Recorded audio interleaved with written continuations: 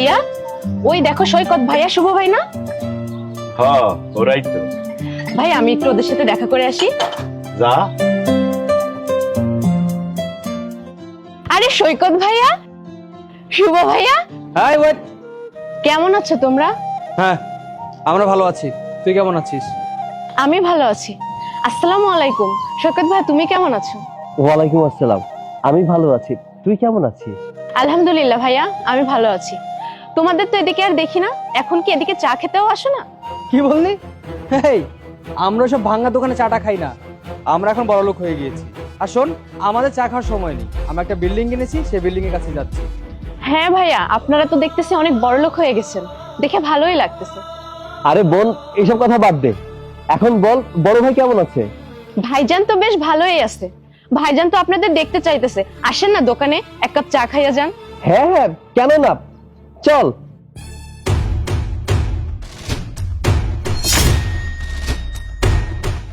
আজকে মনে হয় ভাই আপনারা অনেক ব্যস্ত আছেন, আরেকদিন সময় করে আইসেন ফ্রি থাকলে। আমি আজকে আসি, হ্যাঁ? আসসালামু আলাইকুম। এই যা তো, যা, তোর সাথে কথা বলা আজ আর সময় নেই। ঠিক আছে, আসে না এইসব। তুমি এসব কি করছো?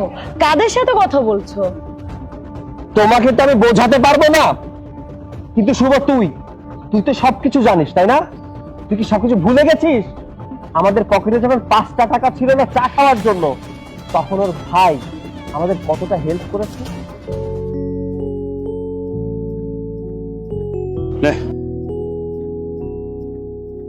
ওরে পাগল, টা আছে হাতের ময়লা, আজ নেই কাল হবে, যখন হবে তখন দিয়ে দিবি। তাহলে চা খাবি না? ধর। আরে ধর। আর মুখ এরকম শুকিয়ে গেছে কেন? পলা টলা কি খাবি খা, তা চিন্তা হচ্ছে।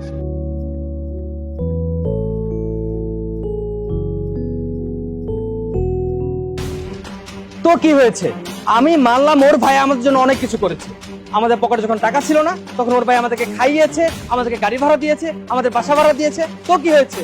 আমাদের যখন টাকা হয়েছে, তখন কি ওর ভাই জন্য আমরা কম কিছু করেছি? তার মানে তো এই না যে সারা জীবন তাকে গলায় ঝুলিয়ে রাখবো। প্রিয়া, তুই কি বলিস? আমি কি ভুল কিছু বললাম? তুই একদম ঠিক বলেছিস। আর তুমি এইসব লোকের সাথে চলাচল বন্ধ করো, আর এখান থেকে চলো, চলো বলছি।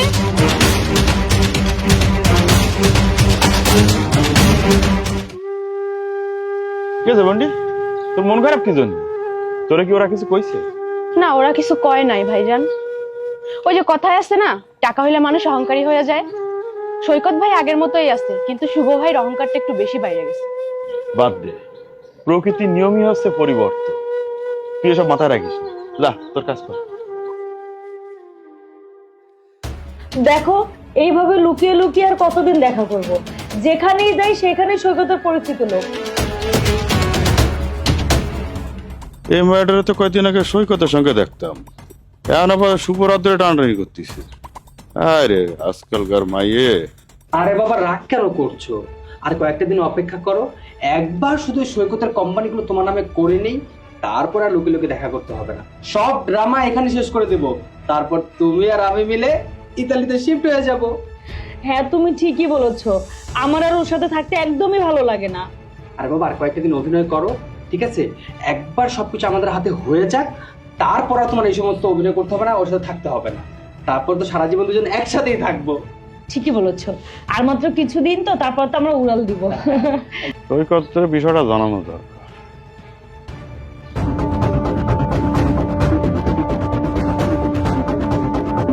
বাহ,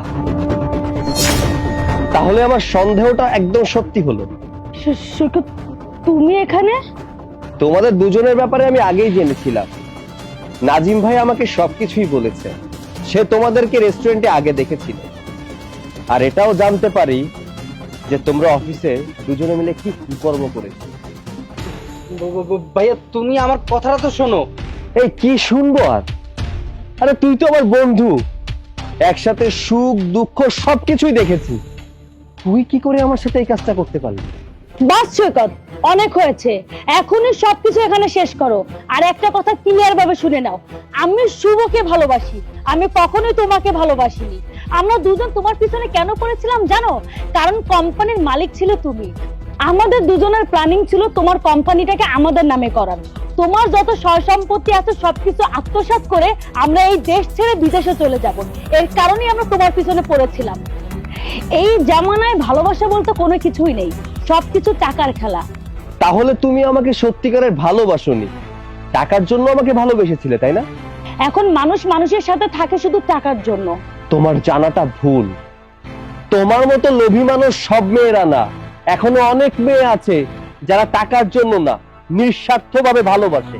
সেই মানুষদের কাছে না টাকার চেয়ে সম্পর্কের মূল্য অনেক বেশি। কোন দুনিয়ায় থাকো তুমি? তোমার তো কোনো ধারণাই নেই। আর ওই যে 2 টাকার চাওয়ালা না, সেও তোমার আশেপাশে কেন ঘুরে জানো? তোমার টাকার জন্য। যদি তোমার টাকা না থাকতো না, তাহলে ওই চাওয়ালাও তোমাকে কখনোই কোনো মূল্য দিত না।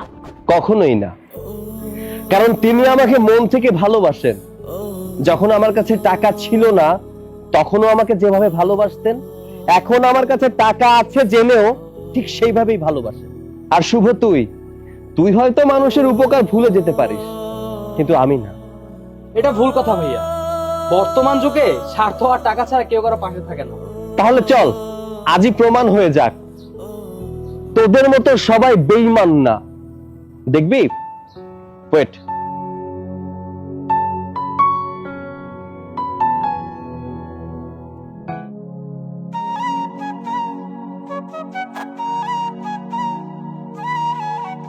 হ্যালো নাজিম ভাই। হ্যাঁ সৈকত ক। নাজিম ভাই, আমি একটা বিপদে পড়েছি, আমার একটা সাহায্যের প্রয়োজন। আরে কি হয়েছে কবি তো, কি সাহায্য লাগবে ক। আসলে কোম্পানিতে আমি বড় ধরনের একটা লস খেয়েছি। আজকের মধ্যে 5 লাখ টাকা আমার একটা ক্লায়েন্টকে দিতে হবে। যদি না দিতে পারি তাহলে কোম্পানিটা বন্ধ হয়ে যাবে। আমি পয়সা থাকতি তোর কোম্পানি বন্ধ হয়ে যাবে? ও ভাই শোন, তুই কোনো টেনশন করিস না। শোন, ওই আমার বাড়ির দলিলটা মেম্বারের কাছে বন্ধক দিয়ে 5 লাখ টাকা নিয়ে আসবেন। কিন্তু নাজিম ভাই, আমি যে পরিস্থিতিতে আছি এই মুহূর্তে কিন্তু টাকাটা ফেরত দিতে পারবো না। তোর আমি টাকা ফেরত দেওয়ার কথা একবার কইছি। তুই সব চিন্তা বাদ দে তো। ওরে পাগল, জীবনে বাইসে থাকলে অনেক টাকা ইনকাম করতে পারবি। তুই এক কাজ কর, সন্ধ্যার সময় আমার দোকানে চলে আয়। আচ্ছা ভাই, আসবো, রাখছি।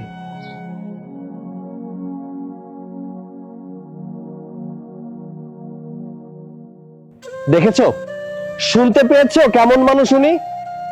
তোমরা আমার এত কাছের হয়েও আমার টাকা আত্মসাৎ করতে চাচ্ছিলে, আমার কোম্পানি আত্মসাৎ করতে চাচ্ছিলে।